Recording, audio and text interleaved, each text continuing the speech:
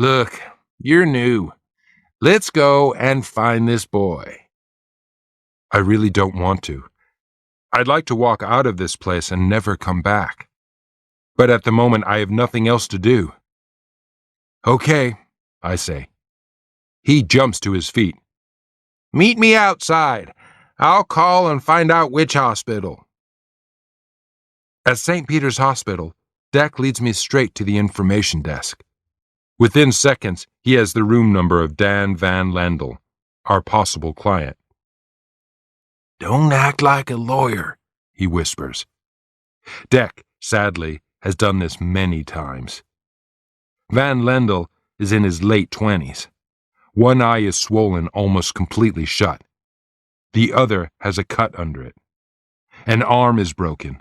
A leg is very badly injured and raised above the bed. His jaw is wired shut. Good afternoon, Mr. Van Lendel. Can you hear me? Who are you? He asks through his teeth. Deck Shiflett, from the law firm of Lyman Stone, he says with complete confidence. You haven't talked to an insurance company, have you? Just like that, Deck shows who the bad guys are, not us. No, says Van Lendel. Good. Don't talk to them. They just want to cheat you, Deck says, already giving advice. We've looked at the accident report, a clear case of driving through a red light. We're going out there to photograph the area, talk to witnesses. We have to do it quickly before the insurance company gets to the witnesses. Sometimes they even offer them money to lie in court. We need to move fast. Do you have a lawyer? I hold my breath. No, he says. Well, my firm handles more car wrecks than anybody in Memphis, and we get very large settlements. Insurance companies are afraid of us. We don't charge. We take the usual 1/3 of any money we recover. As he is finishing the last sentence, he is pulling a contract out. It's a short contract. 1 page, 3 paragraphs, just enough. Deck waves it in his face so that Van Lendel has to take it. He's just had the worst night of his life. He's lucky to be alive. Now he has to examine a legal document and make an intelligent decision. Can you wait for my wife? He asks, almost begging. Are we going to get caught?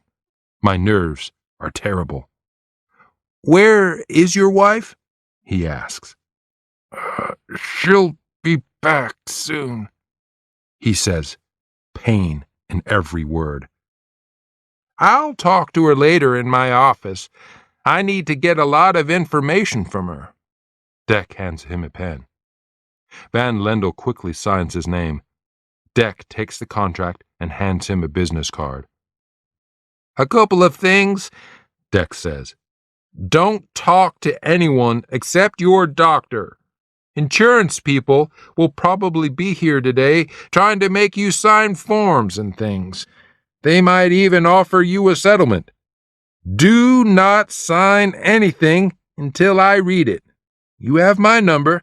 Rudy Baylor's number's on the back, and you can call us any time. We'll handle the case together. Any questions? Good, Deck says before he can reply. Rudy will be back in the morning with some papers. Ask your wife to call us today. It's important that we talk to her. He smiles at Van Lendel. It's time to go before he changes his mind. We're going to get you a lot of money. We leave quickly. Deck proudly says, And that is how it is done, Rudy. What would you have done if the guy had already had a lawyer? I ask, beginning to breathe normally again. We came here with nothing. We had nothing to lose. You see, Rudy, in law school, they don't teach you what you need to know. You were nervous about being there, weren't you? I was, yes. It's morally wrong to chase ambulances like that. Right, but who cares? Better us than the next guy. Another lawyer will try to contact him within the next 24 hours. It's simply the way it's done. Competition. There are lots of lawyers out there. Will the guy stay with us? Probably.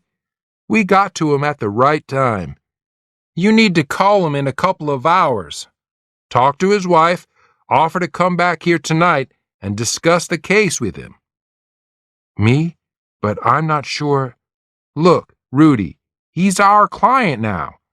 You have the right to visit him, and there's nothing anybody can do. Relax.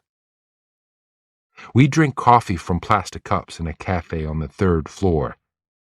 Deck prefers this cafe because it's in a new part of the hospital, and very few lawyers know about it. Part of my new job will be to spend time here looking for possible clients. There are 2 more hospitals in the area, and Deck knows where their cafes are too. He advises me to start with St. Peter's because it has the largest emergency room. Nighttime is good, he says, because the patients get bored, and if they can, wheel themselves downstairs for a snack. Chapter 5. Meeting Kelly. The next morning, Bruiser is at the office early. Good work on Van Lendel, he says. Listen to Deck. This could be a nice settlement. The police want to take your statement on the fire. They'll do it here, with me present. I seem to have no choice. And if I refuse? I ask. Then they'll probably take you to the station. I suggest you talk to them. Then they'll leave you alone. It's the same 2 policemen who came to my apartment. The 4 of us sit around a small table with 2 tape recorders. They waste time trying to find holes in my story by checking the same unimportant details. But I'm telling the truth, and finally Bruiser gets annoyed and tells them to move forward. After they leave, Bruiser says he'll talk to their boss and get the file on me closed. Don't worry, that's the end of it. They don't really think you did it. They just had to question you. I thank him, and he hands me a tiny phone. Keep this with you at all times, he says. I might need you in a hurry. The tiny thing suddenly becomes much heavier. He'll be able to reach me any time, anywhere now. I return to the cafe at St. Peter's to hide and study. After a while, and to my surprise, I decide that I like it there. The coffee isn't bad, it's quiet, and no one knows me. It's perfect for studying. The phone rings. It's Bruiser. Any luck? No, I say. Happy fishing. He laughs, and he's gone. Probably to Yogi's. At 10, I am alone in the cafe. I'm studying hard when I hear the tiny cough of a young woman and look up to see a patient in a wheelchair. She is very young and extremely pretty. Her ankle seems to be broken, and there are bruises on her face. An old man in a pink jacket gives her a glass of juice. There you are, Kelly, he says gently. 30 minutes? Yes, please. He touches her shoulder and leaves.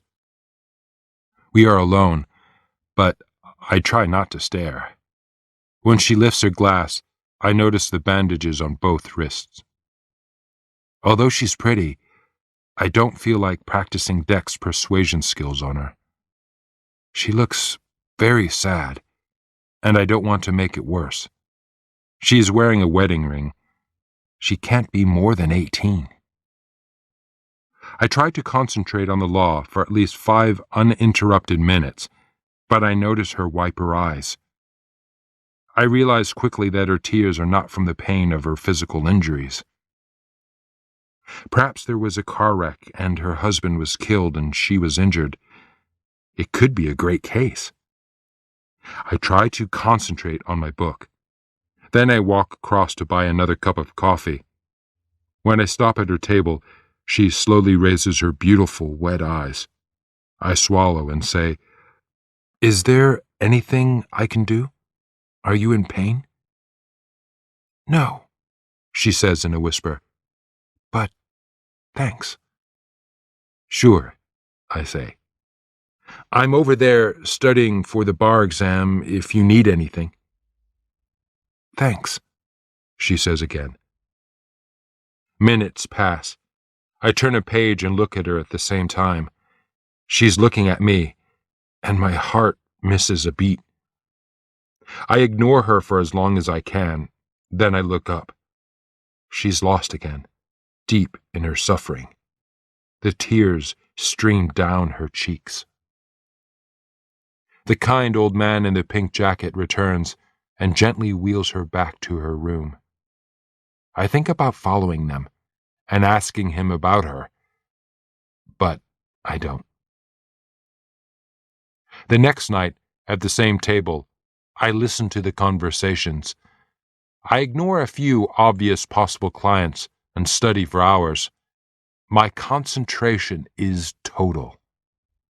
As 10 approaches, I start looking around. I jump whenever a new customer enters the cafe. About 5 minutes later, the same elderly man carefully pushes her in. She picks the same table as last night and smiles at me as he gets her orange juice. I think she's wearing a pale red lipstick and a tiny bit of eye makeup.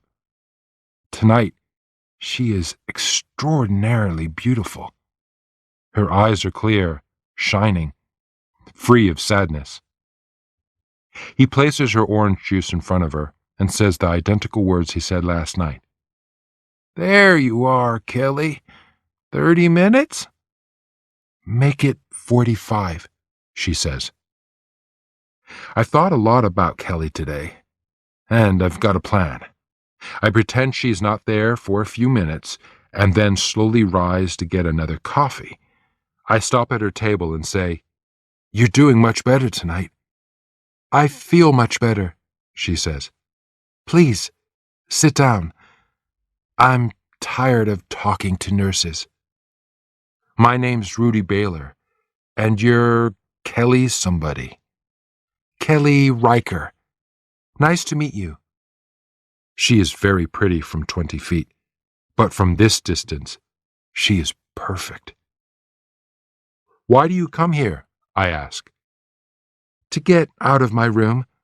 What about you?" "I'm studying for the bar exam, and it's a quiet place." "So, you're going to be a lawyer?" "Sure. I finished law school a few weeks ago, got a job with the firm. I just need to pass the bar exam now." "What happened?" I ask, looking at her leg. "It's my ankle. They put a metal pin in it." "How did it happen?" This is the obvious next question, and I thought it would be easy for her. It's not. She hesitates, and her eyes fill with tears. "It's a long story," she says, and looks away. "What kind of lawyer do you want to be?" "I enjoy trial work," I say. "Representing criminals?" "Maybe. They have a right to a good defense." "Murderers?" "Yeah, but most can't pay for a private lawyer." "Men who beat their wives?" "No, never." I'm serious about this, and I'm not sure about her injuries. The man in the pink coat arrives to take Kelly back to her room.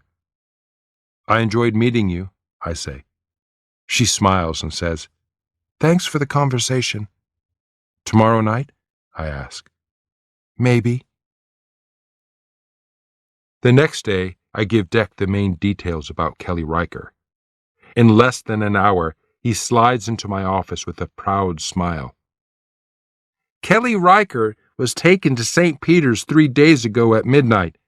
The neighbors called the police, who found her badly beaten. Her husband, Cliff Riker, was drunk and holding a baseball bat. Kelly gave a short statement. He came home drunk from a baseball game. They fought. He won. She said he struck her twice on the ankle with a bat and twice in the face with his hand.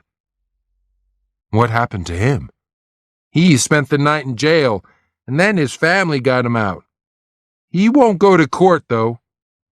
How do you know? Because it's happened before. 8 months ago, the police got the same call. They'd had a similar fight, except she was luckier. He didn't use the bat. Then, 3 months ago, he used it, and she spent a week at St. Peter's. But she didn't want him to go to jail. It happens a lot. It takes a moment for me to understand. How can a man beat his wife with a baseball bat? How could Cliff Riker hit such a beautiful face? Anything else? No, just don't get too close. The next time I see Kelly, Cliff is pushing her chair. They quarrel. She starts crying, and then he marches out. Time passes as Kelly cries silently. Cliff is not coming back, so it's safe to go to her now. I'm sorry, she says. Will you take me to my room? We're alone in the elevator. Are you okay? Yes. She takes my hand. Thanks. Thanks so much. What did you think of Cliff? You wanted me to see him, didn't you? I guess so. He should be shot. For a little fight? No, Kelly. Any man who beats his wife with a baseball bat needs to be shot. How do you know? She asks. Police reports, ambulance reports, hospital records. File for divorce, Kelly. I already tried it, but he said he was going to kill me if I didn't stop it. He says he loves me. The next night, the little old man comes over and says, Are you Mr. Baylor? Mrs. Riker asked me to give you this. Dear Rudy, my doctor said I could go home. Thanks for everything. Say a prayer for us. You are wonderful. She signed her name and then added, Please don't call or write or try to see me. It will only cause trouble. She knew that I'd be here waiting. I never thought that she'd leave, but I'm not going to forget her. She needs me, because there's no one else to help her. I go to a payphone and find the number. A recorded message tells me her phone's been disconnected.